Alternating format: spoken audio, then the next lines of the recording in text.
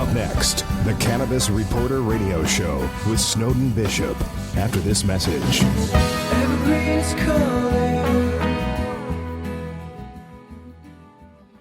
Now that doctors and patients have discovered the many benefits of hemp-derived CBD, Alpine Miracle's nano-emulsion CBD formula is one of the most bioavailable on the market today. It's 100% THC-free, so you can order it online anywhere in the U.S. Order yours today at alpinemiracle.com. Scientists are just beginning to understand its essential role in maintaining optimal health. Get yours today. Use the code REPORTER and receive 10% off. Don't wait. Get it now at alpinemiracle.com.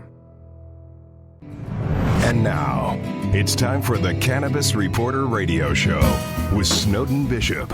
Listen in as Snowden interviews cannabis industry pioneers, marijuana experts, policymakers, medical practitioners, patients, and other amazing individuals with compelling stories to share. It all happens right now. Here's the Cannabis Reporter, Snowden Bishop. Hi, and welcome back to the Cannabis Reporter Radio Show. I'm your host, Snowden Bishop. Thank you for joining us. Today, I'd like to talk about a sensitive topic. As a career journalist, there are very few writers that inspire me with their ability to captivate me by the heart and lead me on a journey with their storytelling. Anthony Bourdain was one of those storytellers. He had an amazing way of making me feel like I was sitting at the table with him as he interviewed people from all walks of life. And what I admired most was how he showed us that no matter where we're from, what we believe, and regardless of our faith, our cultural background, or the color of our skin, we all have more in common than the differences that seem to divide us. From all outward appearances, he seemed to have it all. He had the dream job, traveling the world, getting to experience things few people ever will, and he seemed so carefree and happy doing it. So when I heard that he had taken his own life in suicide, it was absolutely shocking. It was also a stark reminder that this week marks the anniversary of the suicide of our amazing producer, Wendy West. I'll never forget the day I arrived at the studio to do a show where our engineer was waiting to tell me that she was gone. It came without warning. No outward signs that she was in distress. She seemed so happy, so full of life. Unfortunately, this is all too common, and it's happening at an alarming rate. There are more than 44,000 recorded suicides that happen every single year. We've talked a lot about the tragic loss of life due to the opiate epidemic, and we've also talked about the disproportionately high rate of suicide among our veterans, on average 22 or more a day. And I wanted to talk about it again today because suicide is preventable if only we can become aware of the signs. And I believe that if we understand what drives someone to it, then maybe we'll be able to intervene. At least it's worth a try. That's the topic of our show today, and we have a returning guest. Dan Schmink is a combat veteran who found healing and comfort by using cannabis to treat PTSD and a debilitating back injury he sustained in the line of duty at war. He's an advocate for cannabis while educating and empowering veterans, civilians, and healthcare providers through events and programs that help them understand its healing benefits and how to overcome the stigma and other barriers to access. Having experienced what it's like to come dangerously close to suicide, he understands the importance of sharing his own experiences with loved ones and finding purpose through creative outlets and self-care. Dan, thank you so much for being here and being willing to talk about such a sensitive topic. I definitely appreciate the opportunity. As I mentioned, suicide is such an insidious problem, and I'm sure I'm not alone in feeling helpless when I learn that, someone I know has suffered deeply enough to do it without any outward signs. I mean, this is something you've courageously talked about in the past, and I was hoping you could shed some insight into what goes on in the mind when someone is close to it. It's like a small swirl that starts in a pool. With enough momentum, eventually that swirl can turn from a very small drifting wave into a wave that now has downward force that keeps pulling and pulling and pulling, and it feeds itself until eventually you're stuck at the bottom and you can't swim up. How do we get from A to B? That's the process that we have to really look at. That's the issue that's really not being addressed through the VA and through other organizations. And that's why ultimately, it has to start at the very beginning before it has enough momentum, because anything else after that's trying to treat a symptom or a set of symptoms that just cannot be stopped. The momentum's too strong at that point. You have to get to the root of the cause. And likening it again to Insidious is, I believe it starts, once you get back home. When I first landed, I was on the C-130 and then the C-117, and then finally on just a civilian airliner that was taking us international. And all the way back, we got to stop in Germany. We got a 2-beer limit, stopped and enjoyed ourselves, and we kind of kicked our shoes off like we're done.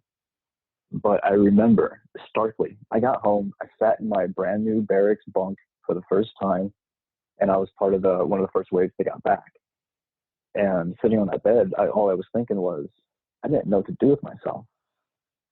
By that point, I'm 21 years old, and everything I've known since getting out of high school until that point was war, training for war, going to war, living, sleeping, breathing, eating, dreaming of war, watching war movies, and prepping for something that very realistically could take my life. How am I supposed to feel? Because I have nobody to tell me now, left, right, left, or dress, right, dress. How do I relate to anybody who has gone through this? And so that is where I think the insidious part of it starts, is you start questioning, you start doubting, you start having guilt or shame. And the moments that gave you so much joy in combat, suddenly now become sources of mental conflict, because that joy in war is usually because you won and somebody else lost. And ultimately, war is a lethal playing field. So I think that is the root of the entire cause, is those questions, those doubts, and those memories that, I'm now going to be 32 this year. And I still remember them as if they're yesterday. I talked to my friends, some of them through Facebook, that are on the other side of the United States. And as soon as I talked to them, I can remember the days of sitting in a Humvee, wearing our uniforms, wearing our helmets, sweating our asses off, going, we should have joined the Air Force. And it's just like it was yesterday. And all the happy moments, all the bad moments, just as strong. But all of that ultimately led to my survival in one of the most crucial times of my brain's development. And so all of those survival mechanisms that I learned, those habits, those character traits, that bond with my brothers, all of that ultimately affects everything else in my life. And so when that trust of people is what kept you alive in combat, how do you come home when everybody that you can trust to have that type of bond with is scattered across the nation? And now you're surrounded in your next unit, the civilian unit. And most of them can't relate because they can't understand what is sitting behind the eyes. And even if you told them, they wouldn't truly get it. It might be a cool story or a sad story or a painful story, or it might be a little morbid, maybe a little funny sometimes, but they just don't get it. And so when you come home, you have those thoughts, those questions, those doubts, and you can't relate to anybody. And even in your happy times, some people might go, man, you guys are crazy. Why are you going 120 miles on a motorcycle and drag your knee on the ground? Because I jump into things to make me feel alive again, because combat's such a rush. Life should be a rush. How do I get to that again? How do I get to A to B? And it's almost a high, because ultimately it's just hormones that are released and chemicals create a reaction inside the body for you to feel a certain way. Dopamine, serotonin, all these things release. And what kept you alive, made you feel good or made you feel safe, is reinforced. And those same endangering moments of war, you seek in regular life, jumping out of airplanes, riding motorcycles, going really fast. Sometimes even getting into conflicts just because it feels good. And a lot of times it starts with that thought of, well, now what? Or what do I do? Let me ask you something, because when you're sitting on my side of this equation and you're interacting with people who have been through what you've been through, and they're showing us on the outside what they're not feeling on the inside. You can look at someone and they appear to be so incredibly adjusted and happy. You've given me really good insight into what might be going through someone's mind when they're talking to a civilian. But how would you suggest that someone who doesn't understand what you've gone through look for signs that you would be in crisis? I really like that question. Thank you for asking that. That's probably the biggest part of what we were just talking about is how do you relate to the civilian unit that you're in now? And there's a lot of times where, I mean, like when I got back, I was touchy about this question. When I got back, and my college buddies would invite me to parties, and I was the token soldier. Oh yeah, the guy who went to the army is back from war. Woohoo! They're happy. It was like a party ornament. And they would ask, "So, did you kill anybody?" Just completely insensitive. They looked at it more like, "Oh, that's really cool. Hey, we have a veteran here," and it was kind of appreciation fake. It was insulting. Or on the other side of things, people would come up and absolutely go out of their way to thank you. Oh my God, thank you for your service. You're a hero, all of these things. And I've never related to either of those statements. I didn't feel I needed to be thanked, number one. A lot of us feel that we don't need to be thanked. A lot of us asked to go there. It's just a decision. And I owned it and I accepted it. It's my choice. So I don't feel like I need to be thanked. The third part of it is that a lot of times they come up and they ask a lot of questions, a lot of stories, and sometimes we don't want to talk about it because when you talk about something, you're accessing that memory, and when it's so near to the front of our memories at any given moment, we sometimes just don't want to even talk about it. So I say all those different things, and I don't want to put off anybody from saying thank you for your service because some of us really do appreciate it, and it still feels good to be reminded that yes, we did serve our country. But what I am saying is that it's kind of a case-by-case basis. These days, I've had people straight up ask, oh, so did you shoot anybody? And I give them the same answer. I don't know. A lot of us don't know. When you get to combat, it's, there's targets and then they're not there anymore. So you don't know. But with that said, trying to understand how to ask those questions, just look for us to actually be comfortable. It's very hard for us to get comfortable in public because when you're in a combat zone, if we think about safety in a combat zone goes to the person who is the person or unit who is in control at the moment. Whoever's in control has safety. Whoever's the most information has safety. So when you have soldiers that go out into public, I'm still like this sometimes. If I go to a place I have not been before and I'm walking into a room that I've never walked around, I don't know where the exits are at. I don't know where the danger spots are at. I don't know where my sight lines are at. Like, it's all things that I was trained for that I just can't turn off. It's a skill set that's always running. So that will make me very anxious. I'm using myself as an example. So I'm walking you through my situation. I walk into a room. I don't know these people. I haven't been here before. Now I'm going to be a little bit on edge physically because my body is ready to fight because it doesn't know. It doesn't have control. It doesn't have safety. And as soldiers, if you don't have safety, if you don't have complete control of your AO, your area of operations, you got to do something about it. Okay, well, let me go find a corner, sit with my back to it, and just people watch for a minute and kind of get my bearings and go through my breathing exercises and relax. That's kind of what it looks like now for really bad days. Before, really bad days used to look like, okay, let me keep my eyes down. Let me just make myself smaller because at this point I was a huge guy when I got back and I wanted to not intimidate people. I had someone come up to me and go, hey man, you look awesome. Are you a football player? And however I looked at them when they said that, they backed up and said, well, I was just giving you a comment. Even though inside I thought I was smiling. And so because you're so used to being stone-faced military person, when you go out into public, some people take even our signs of happiness as, oh, whoa, that's intense. They drilled all of it into us, and it's hard to undo that.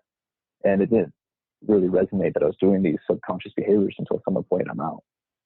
And the reason I bring that up is when we come home and we have all of these actions and behaviors and thought patterns that are rewarded from the military lifestyle and combat, it's not necessarily rewarded by the civilian unit.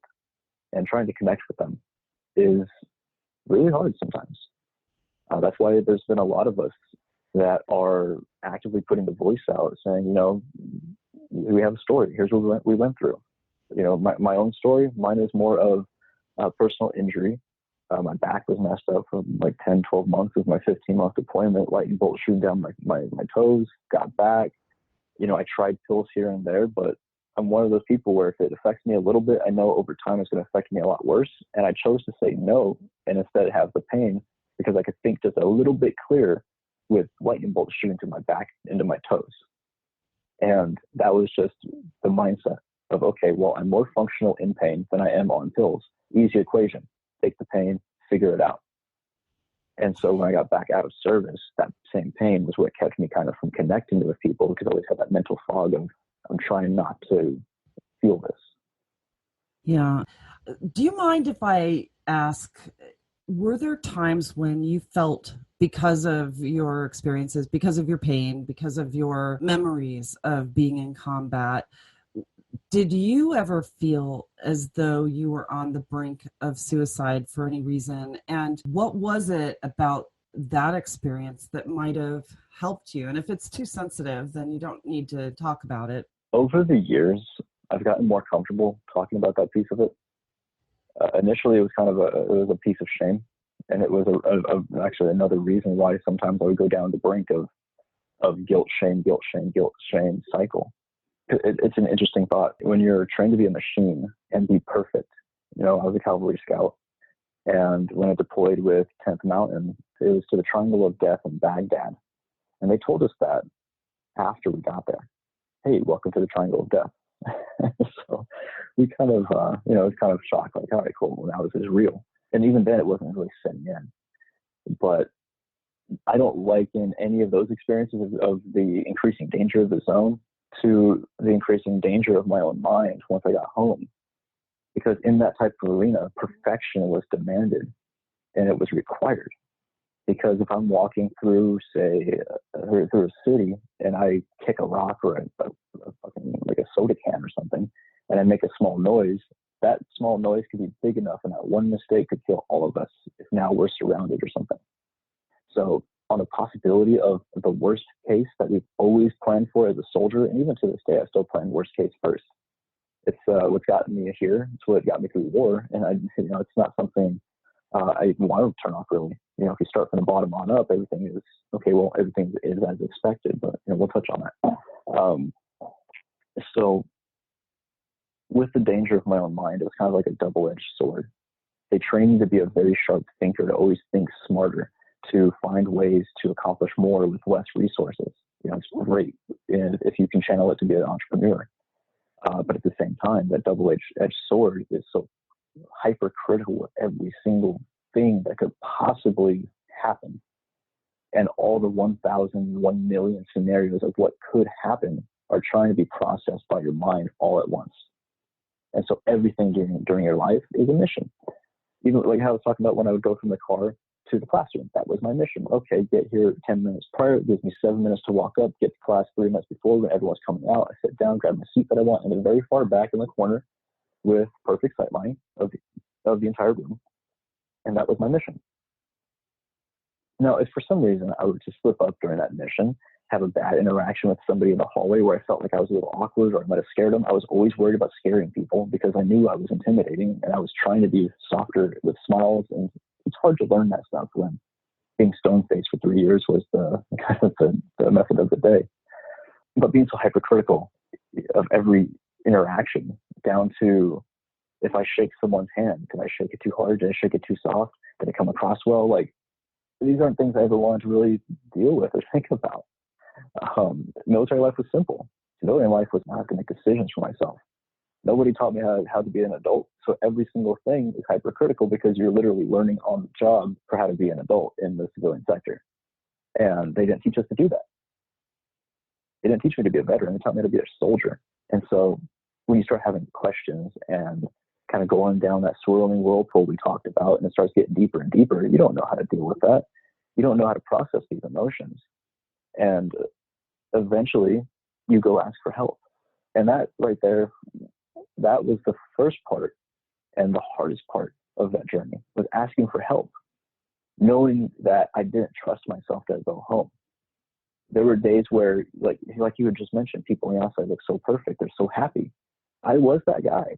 But at home or during the day, I was thinking, okay, well, I have my Glock 23. It's up in the closet. And, and eventually all those thoughts, all those questions, kind of gets to, well, I don't know what my worth is. And you don't know what your worth is, what your purpose is, which was how you were valued in the military, your purpose. and accomplishments each day, it's really tough. So it might even sound like super irrational, but like the smallest things that maybe I messed up on or I didn't get a grade. Like I failed a test in college and I about blew my brain out. It's pathetic. And at that time, like that's how I felt, was actually more ashamed that I was having the thoughts than worried that I was having them. But it was tough. Like I ended up getting rid of that thing because I just didn't want to have it around because of the constant like temptation. I was going to ask about that too, because when someone is considering taking their own life, having access to a way to do it seems like an enormous danger. But it's a very confusing topic to me because I think everybody has really down moments, but there are experiences in life like what you were talking about that can actually make you a lot more vulnerable to those feelings of hopelessness or imperfection that don't mesh with what it is that you've learned. You've learned psychology. You know, it's so hard being on the outside looking at this, and suicide is just, it's just such a scary thing. And this was really a tough week for me, remembering my producer, Wendy, and what, you know, I know you met her when you were in the studio. I remember her. It was a year ago this week that she took her own life, and it was such a shock. I couldn't believe it. But who knew? I mean, I didn't know. And I felt really guilty for not knowing because we talked a lot, like in between. And, you know, she was my producer. It was just, but like you said, it's insidious, and it's the hidden secret. It really just feels like survivor's guilt for those of us who do know people who have taken their own life. And to try to understand what it is that we can do, I guess just being on the outside looking in, my question would be, when you were feeling these sort of downward spiral moments, what do you think it was that stopped you, number one? And number two, I wonder what sort of comforting words could someone have said, and did anything that someone said affect that, and would it affect others who are going through the same thing? You know, I can only speak for myself. Definitely, I don't know enough to say what would work best for all veterans, but I know it worked for me. And the biggest thing that helped was I had people in my life who I could just call and say, I'm having a really bad time right now, and I don't know if this even makes sense, but I just need to say what I'm feeling to get an outside perspective. And there were friends that I had that I could call, and if there was another veteran, you know, we had kind of an SOP for how to deal with each other and remind ourselves, like, you know what, this will pass. You know that. Get back to your checklist. What's your plan of action? How are you going to do something about this? And who will impact? Do you want to do that? No, you don't. Why do you want to do that? Reinforce the positive feelings, and then you kind of help them walk their way back up. The biggest thing that has ever helped me is being able to tell someone who could take the emotions, whether it's, you know, the worst despair that you've ever felt, or whether it's just you have all this anger inside and you can't control it and you don't know how to stop it because you could feel it start, and then it started getting bigger and bigger, and your body wanted to fight, and then you just feel it kind of take control. And, you know, being able to kind of open up and share that with someone, whether it was a veteran at 12 or 1 in the morning, whether it was a girlfriend, whether it was a friend, being able to actually open up and without judgment, just tell them what's going on in my head. That was the number one thing that helped me out, is that bond. You know, for veterans that have called me when they need to kind of reset, what I immediately do is I kind of break their frame, you know, logically, because logic tends to work very well for us. Okay, well, let's look at the factors here. What's going on? How did you get to that decision?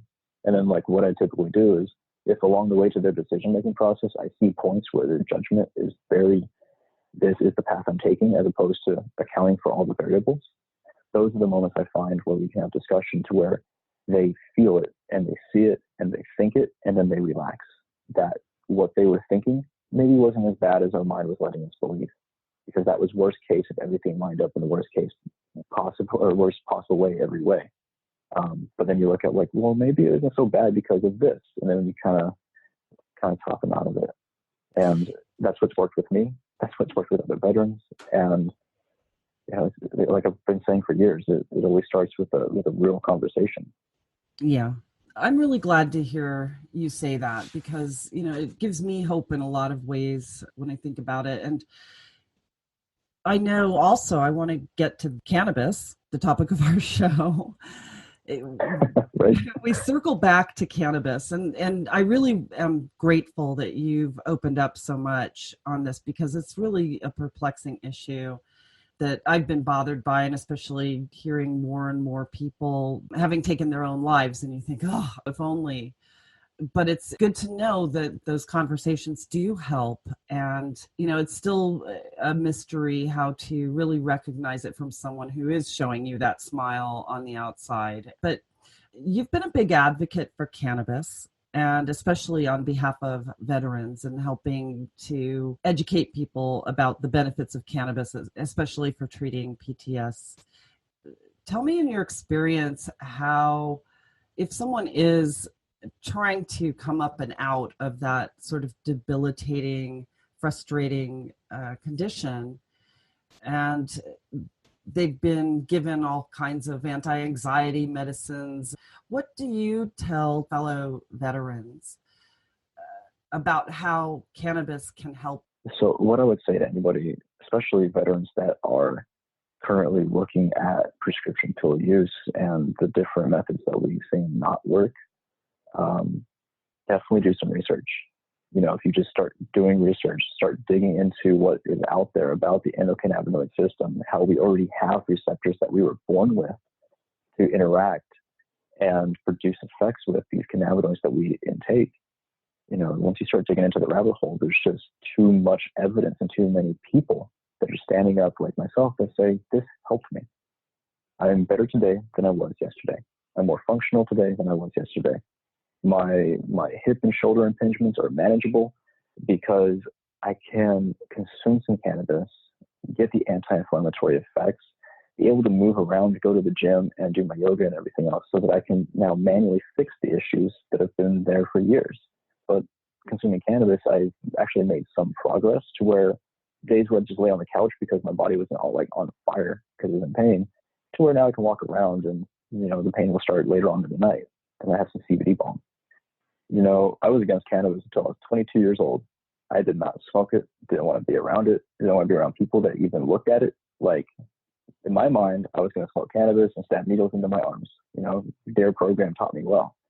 But at 22 years old, I tried cannabis, and it was completely the opposite of what I expected. What really convinced me to even try it again was number one, I laughed for the first time in a long time. And my back felt great. And it wasn't even the best stuff. It was some Reggie. And then once I tried some real medical, I was in the bed, laying there, like I had taken one of the strongest muscle relaxers ever. And the next morning, I woke up and I had no hangover, no side effects, I didn't have a headache. I just felt very relaxed and very limber. And I was able to move around like, wow, my back doesn't hurt. To see what was possible, I completely opened my mind. The taboos that were in place were there many, many years ago. And a lot of those taboos and the drug war and all of that, it's all in Google now. So when you look at the facts and you look at the timeline, we got here because of a lot of propaganda and a lot of opinions. We're now getting out of that era because of science and stories and results and examples in every single state where cannabis is legal. We're seeing it with CBD. We're seeing it with full plant, full spectrum THC containing cannabis. We're seeing it with isolates. We're seeing it with balms. We're seeing it in food supplements. And because of that, we know that terpenes and cannabis terpenes, are very, very similar. And that foods that have had anti-inflammatory properties, like black pepper, for example, because of the terpene and the cannabinoids that it has, well, that's why cannabis helps too, because our bodies interact with the same compounds, with the same receptor-based system that our body has to elicit similar effects. And when you actually dig into the science, You can't ignore basic steps 1, 2, and 3 of here is a cannabinoid, here it interacts with the receptor, here it generates this effect. And as the research mounts, it's only going to get harder to say cannabis doesn't help, because right now the people that say that just haven't done the research. The people who consume it daily, the veterans who stand up daily, that share their story, that know that complete strangers will be listening to their words and getting so personally intimate with the stories that we've lived. There's a reason why we're doing it. Before I discovered that just sharing my story could help people, I didn't want to be anywhere on the grid. I always wanted to be off social media. I was a cavalry scout. In my MOS, if you were seen, you were dead. And so to be on social media, sharing my story these days, that should be how you weigh it. As a soldier who, was a scout, I was basically, front line, don't be seen. To be out here sharing my story, if you're a veteran, you have doubts, take that into consideration, because it really does help. I really admire your courage to get out there and share your story. And I can tell you that unequivocally, I appreciate you so much for sharing what you've already shared here today as well, because I think that it is helpful for people to hear what others have gone through. And I think that for people who don't understand the benefits of cannabis too, it's vitally important that they hear firsthand testimony of how cannabis has helped them, in order for them to understand that it's not the devil's weed like they've been taught their entire life. Right.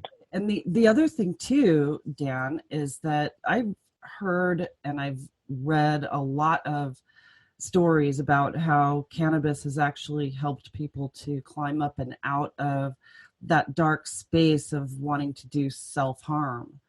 And in your experience, do you feel as well that cannabis has provided that relief for you from those dark places? Yes and yes. I was going to say yes and no, but it's definitely a double yes. Yes and yes. The reason I say that, cannabis allowed me to find other areas of my life that allowed me to discover new ways to heal. For example, Cinderella 99. I will never forget this strain, because that was the first time I had smoked weed, and I was sitting on my computer, and I had, back when it was Free Loops, it's FL Studio these days, I had that open, and I started playing a melody. And at that point, I had messed around with it in high school for a little bit, but I wasn't, looking to do music. I sat there and I played that melody, and I started crying, because I hit a 6-bar or a 6-note melody across 8 bars and just kept playing it over and over and over and over again. And the more I played it, the more I felt it, the more I cried. And I broke down and cried at that laptop because of the way that it felt to put an emotion that I was feeling and hear how it would sound in music. And that melody I played was how happy I felt after Cinderella 99 hit. That allowed me to explore a new avenue, my creative side, and put emotions into music. And I always knew that I found something that was true to me when I could either feel the tingles or the pain that I felt in war was translated into a hook or a 16-bar instrumental something. And I can remember the emotion that I felt while I made that. Not so much where I was or what I was doing, because I'm sitting in the room, but the emotion that created that song. And not just through music, through exploration of like yoga, of meditation, of even nutrition, and the schedule that I forced myself to stick to.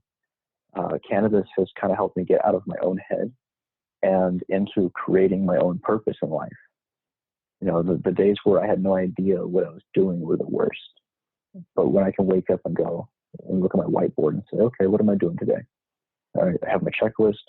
I get up, I start my routine, and that routine is something I've put together over the years that mixes all the best things that make me happy in life in a way that I can manage it. So I don't have to think, oh, I'm not doing what I want to do, or man, I'm making enough time to work, because it's all scheduled. And I basically built myself a military routine, and it may sound dry to some of those listening, but that still includes, Saturday, fun day, Sunday, relax life items. Nothing else is scheduled, just, okay, Saturday, I might go paddleboarding or go hiking and spend the day out. or if it's a networking event that I have to go to for work, okay, cool. Well, I'm going to that networking event and I'm going to make it fun. And I just kind of use my structure to define my lifestyle so that even if life changes and throws me a curveball, it's as expected, because now I can just shift my routine and I've turned my purpose into existing and being happy and finding ways to explore that happiness. You know, I do have to say I've cheated here recently. I met a girl out here who she's able to handle my PTSD reactions like to fireworks better than I am sometimes. Kind of how you asked earlier, what do people do that helps? She saw that I was kind of on edge, and you know, I kind of snapped at a neighbor, and it wasn't even mean. It was just kind of like a very curt response of, I am right now trying to manage my response to these fireworks. I don't know why I came outside. Who are you talking to me? And after it happened, I was like, damn, that sounded like I was being mean. And so I kind of, had to, kind of do damage control and make a friend. But my girlfriend's, she's like, that was weird. I'm like, honestly, yeah, it was. But still have those things. And by having that moment and her kind of openly accepting it and seeing what happened and being curious about it and the way that she responded, that right there, I wish I had that years ago, because it was like an instant switch that I could feel the gears kind of starting and the body was going through its familiar responses, to where usually I just kind of say, I need some time to myself, let it kind of unwind the momentum. But before I even had to say that, she recognized it. And so, that's what I mean by, like, if you have someone who understands and listens and can identify that, that is the best piece to it. And there's a lot of veterans that I talk to where we refer to our significant others as our rock, because sometimes all you really want to do is just kind of let all the guards down and know that they're there and you can trust them. And that's more important than anything, because that's what we miss most about service, is that trust and that bond. So, yeah. That's an interesting point of view. And I think that's instructive too for loved ones. The support that they can provide to someone when they see changes that could be danger signs in general. It's like, just, be there, listen. Absolutely. Yeah. But it's interesting too, your take on cannabis, because we don't talk a lot about the happy place that cannabis can bring people to in general, because we're often so focused on the science, we're focused on the impact on the body from a medical point of view, and we don't really talk about the psychedelic part of cannabis, because in our education, we're really trying hard to get away from a stigma. And I notice that because we're not talking about it, we're actually proliferating the stigma a little bit. So today I'm kind of appreciating hearing that. We have talked to a lot of artists who have expressed that their creativity has been elevated from it. And so it's really interesting to hear you say that as well. But happiness is something that in our culture, anything that is going to bring you to a certain level of joy, it seems like that's a difficult thing for people to actually talk about. And I'm not really sure I think so. I have a thought for that. Right now, let's be honest. The medical applications of cannabis are what will propel it into mainstream. That, I think, is an undeniable fact.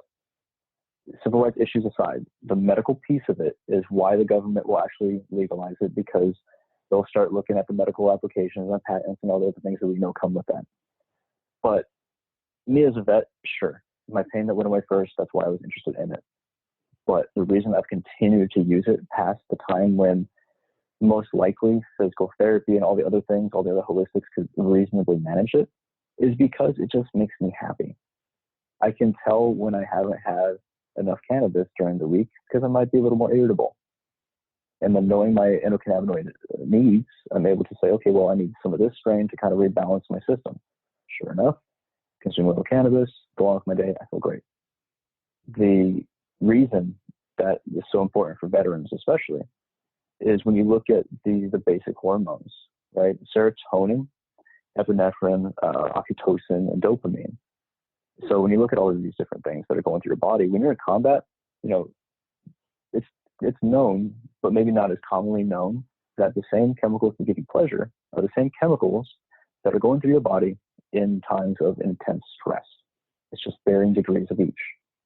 So, and I think I've talked about this before, about that bell curve of experience. Combat, boom, boom, explosions, all that stuff. Put it at a 10 at the top of the bell curve. Most intense experience by far I've ever experienced. So even in small doses, those same chemicals were associated with the most intense and dangerous moment of my life. Going to Pizza Hut with some friends and laughing, not going to give me as nearly as much stimulation to even get a small boost in the pleasure chemicals. Does that make sense? Absolutely, it does. And that's a really interesting, I've never looked at it that way. And you're right. And I think that that's why you hear of adrenaline junkies, and it's really a chemical reaction in your body that is feeding something, that intensity that can bring momentary euphoria, and people chase that in a way. But it's very interesting to look at that and then compare that to some of the psychoactive effects of cannabis, like anandamide, for example. It is a chemical reaction within the brain that is released with exposure to THC. And that's where that joy factor comes in when you're talking about people using cannabis because it makes them happy. It's actually a chemical reaction that's happening in the brain. And there are a number of different ways we can have that chemical released in our brain to bring us, certain amounts of pleasure or joy or whatever. But I would love to look into the difference between just your everyday happy place and what happens when you've gone through those intense moments, those adrenaline moments where your emotions are so keyed in and so highly tuned, forgive the pun, and then coming back down from that into normal life, and then you don't have that adrenaline or that same reaction happening on a daily basis, and then using a substance such as cannabis that sort of regulates the release of those chemicals. That's something I really want to look into. So thank you for bringing that up. Yeah, it's when we look at cannabis, of course we have some receptors in the brain and some in the body, CB1, CB2. Typically, I kind of liken it to, I love my metaphors, just like how we have the swirling pool that can turn into a whirlpool that you can't swim out of. Same thing with cannabis and matching it to where you're at. When we look at I love music, so I always liken my endocannabinoid system to an equalizer.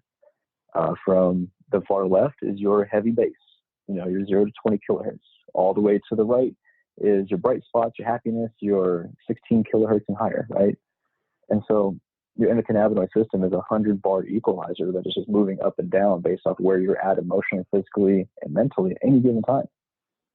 And what I've found to kind of put myself in the happy place is when I'm down, I get a sativa. And I mean down physically or down mentally, just general activity level. I get a sativa and I consume just enough to where I don't feel down. What I've found is that going a little bit too far right, turning the dial a little bit too much, now I get antsy. Now I get anxious. Now I just got to move. I can't keep my body still. Oops, consume too much. Let's dial it back a little bit. Okay, instead of, say, a quarter gram, I'm going to do 1/8 gram, and that's the sweet spot. And initially, when I first started trying cannabis, and this is one thing I highly recommend veterans don't do, don't go overboard right away. Don't go take the strong edible. Don't go do a dab right away. Don't, take a joint and roll it in keef and throw some clear around it and call it a twax joint. Just don't do that. Start small, because the only way you actually learn your individual response and your individual needs is by looking at it just like you would with breaking down a weapon or cleaning something. There's steps to it. There's a process to it. And you have to find that process for yourself. Nobody has designed the SOP yet.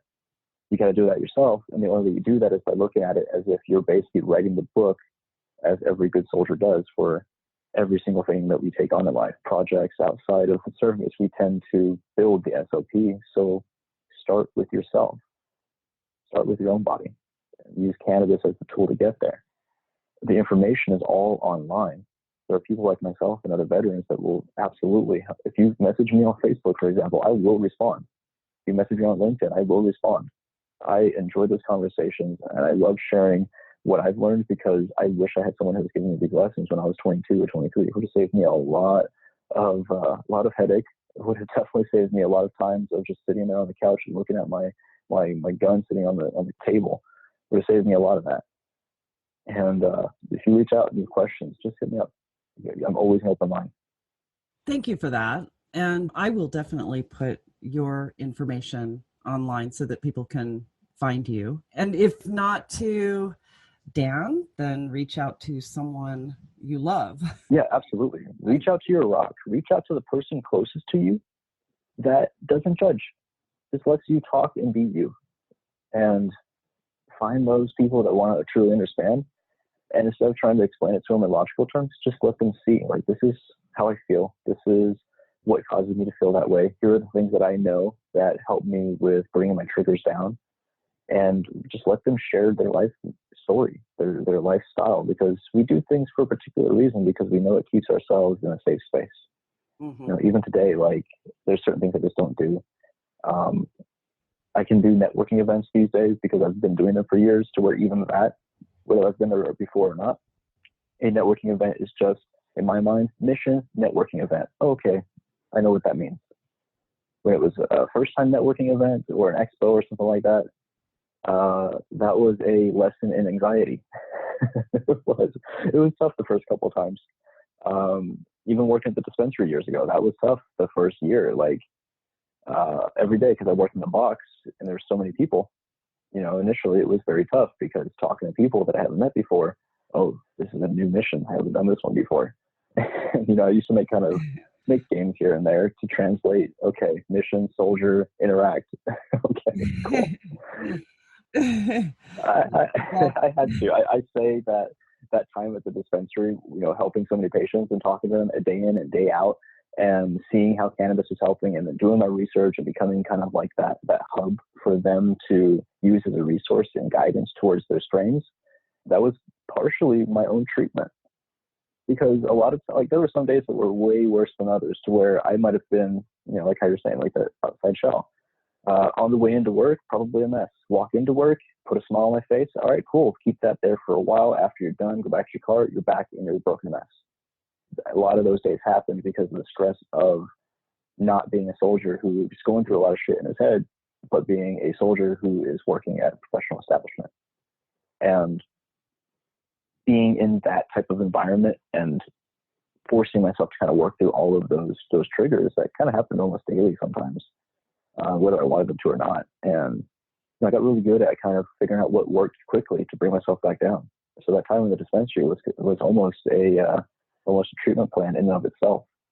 You know, because I was experimenting with cannabis, with the different methods of it, experimenting with different things I was doing outside, like really getting into yoga and meditation and music and all the other things that allow me to express myself without judgment.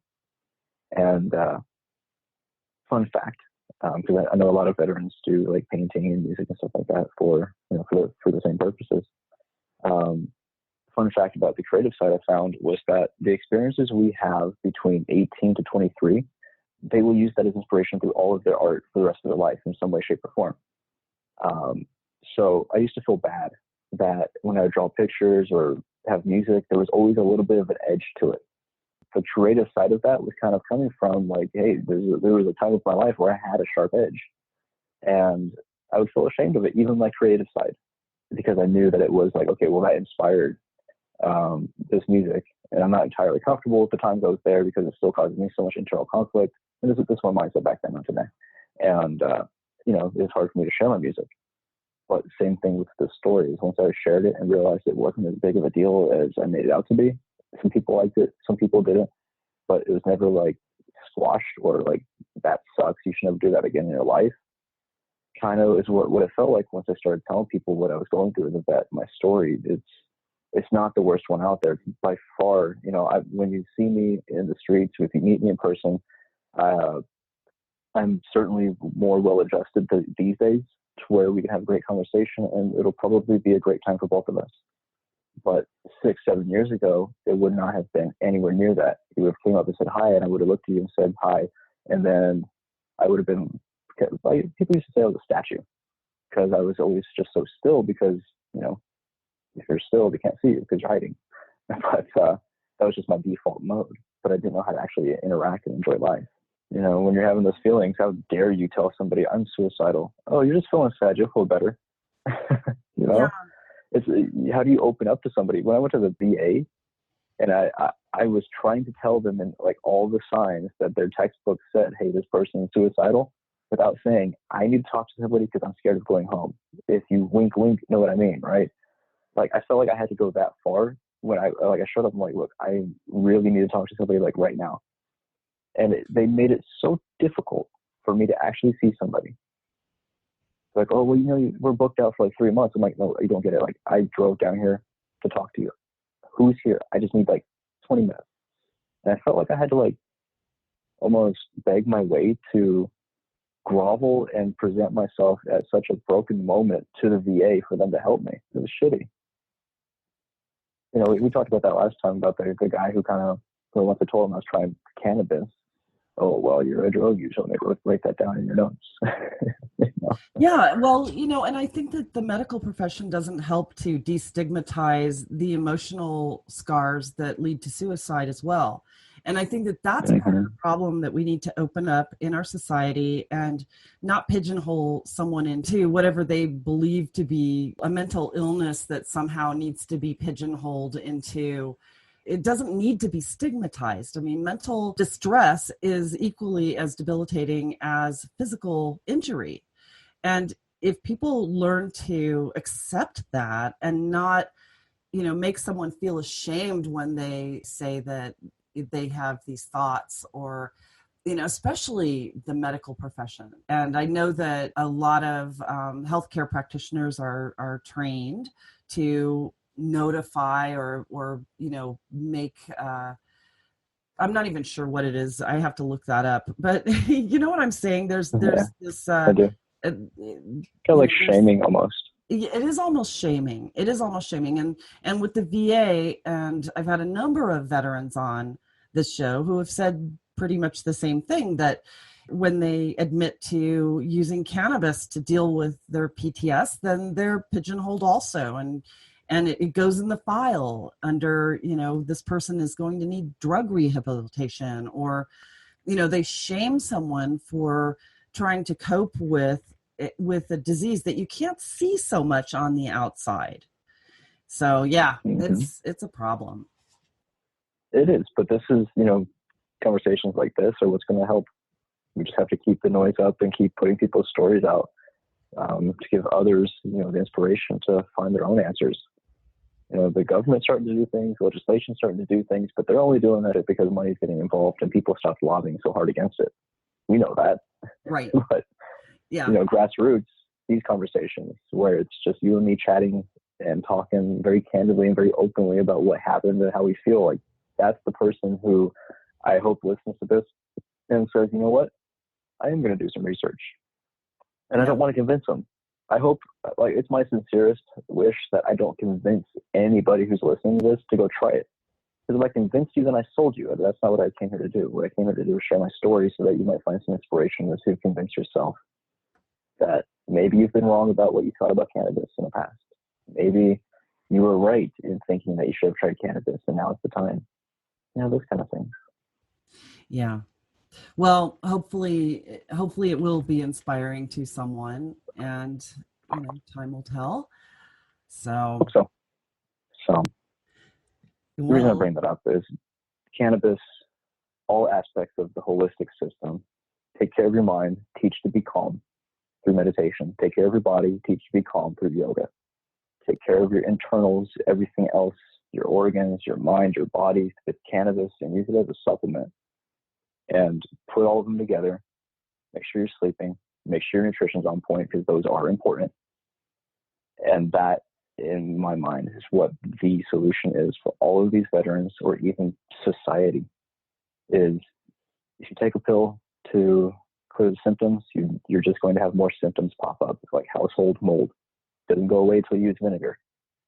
So with cannabis, think of it as the vinegar for all these pills that people have been taking, because we have way too many stories where 20, 30 pills a week or a day turn to zero eventually with enough cannabis use over a length of time. And we've seen it. We have people that have done it, that are talking about it. And even the pharmaceutical industry knows that it's effective. Otherwise, they wouldn't be trying to patent things or be trying to get into cannabis at all. So, or fight it. Exactly. Insys, anybody? Yeah. Oh, don't get me started on Insys. We don't have time. But it's such a deep subject that I feel it's only really going to show an answer through the whole piece of what it means to go through these experiences. So I'm very honored to speak with you today and to share these thoughts. And thank you for having me again.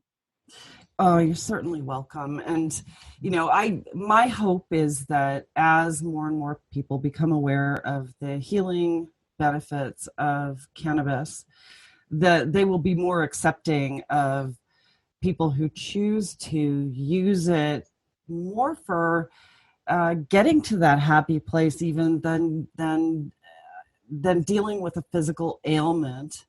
I mean, it seems that society accepts that, like you said, a lot better than they do accepting the use of it for being the equalizer for whatever is ailing them on the inside on an emotional or mental level. And that's something that society just doesn't talk about that much. And it's such an important thing, I think, you can only take something out of the deep, dark shadows if you shed light on it. And once people do start talking about some of these insidious problems that do lead to suicide, I think that we can be more accepting of the idea that there is a medicine that will not only help to prevent some of these deep, dark days, but can actually create a lot more harmony and music, like you said. So I do appreciate it. Yeah. So, and we'll do this again sometime soon. Dan, thank you so much. Well, Dan, thank you so much. It's been a real pleasure. I really appreciate your insights, and I'm really eager to talk to you more about the music at some point. And so it is time to wrap up the show.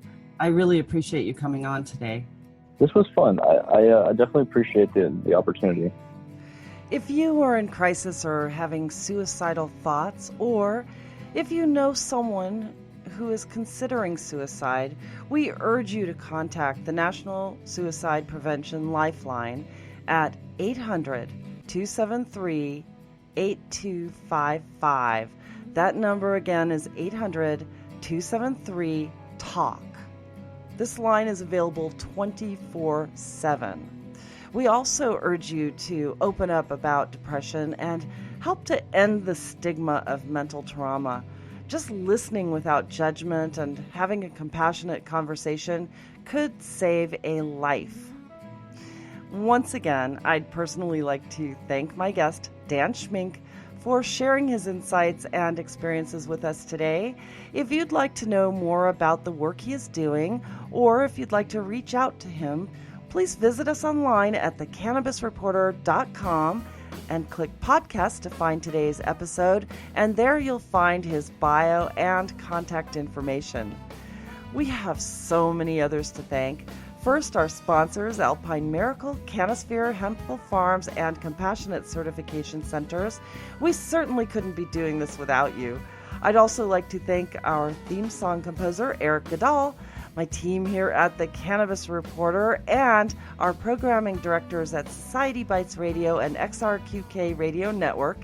I'd also like to give a special shout out to our friends over at Cannabis Radio for helping us to distribute our show at iHeart and other venues online. And last but not least, thanks to all of you for listening. I'm Snowden Bishop, inviting you to join me again next week for another episode of the Cannabis Reporter Radio Show. Until we meet again, be safe, stay informed, share what you've learned, reach out to a friend, and make it a great day. Evergreen's calling.